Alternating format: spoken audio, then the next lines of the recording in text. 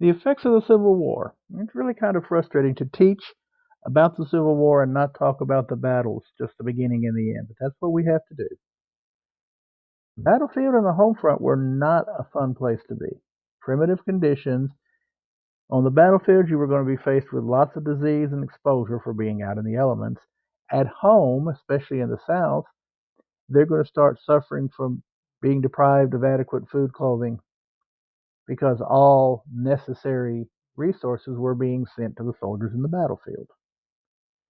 Families and friends were pitted against each other, especially if you lived in a border state like Kentucky, Virginia, Maryland, where family had differing points of view. You might have brothers end up fighting against each other, father against son, lifelong friends facing each other on the battlefield.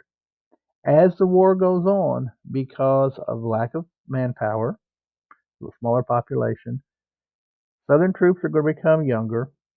They're also going to be more poorly equipped and clothed because whereas the North has this entire industrial centers that can produce weapons and uniforms and all those things, the South doesn't. The South has limited resources, and those limited resources are going to show up as the war goes on. A lot of the South is going to be decimated, devastated. Remember, only two battles in the Civil War were fought in the North. Everything else was fought in the South, which is going to lead to a major impact on Southern life. You're going to have major cities like Richmond and Atlanta that are going to be burned, and disease is going to be a major killer.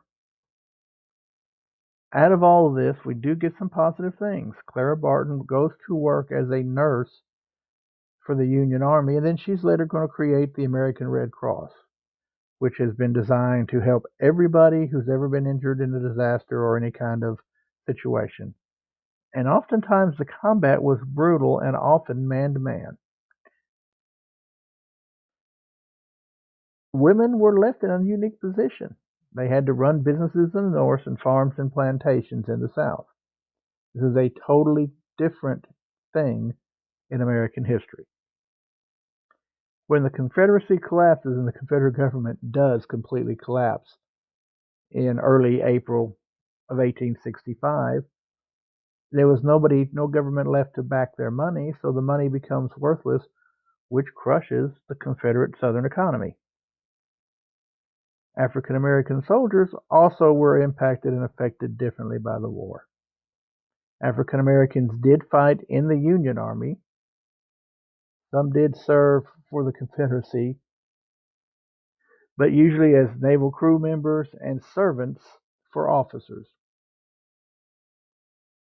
Now, early on in the war, the Union moved to enlist African American sailors.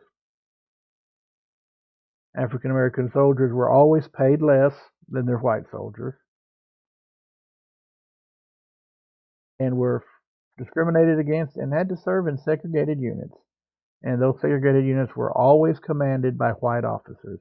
No African Americans were allowed to become officers in the Union Army. Now, one of the cool people out of all this is this guy, Robert Smalls. He is one bad individual. He served as a crewman on a Confederate ship.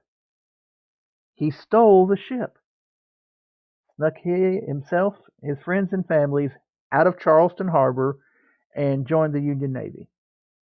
He was made a naval captain. He was honored for his feats of bravery and heroism, and later during Reconstruction, he becomes a congressman. That wraps up what we're going to talk about the effects of the Civil War. Next time you hear my voice, we'll be talking about Reconstruction post Civil War. Have a good day.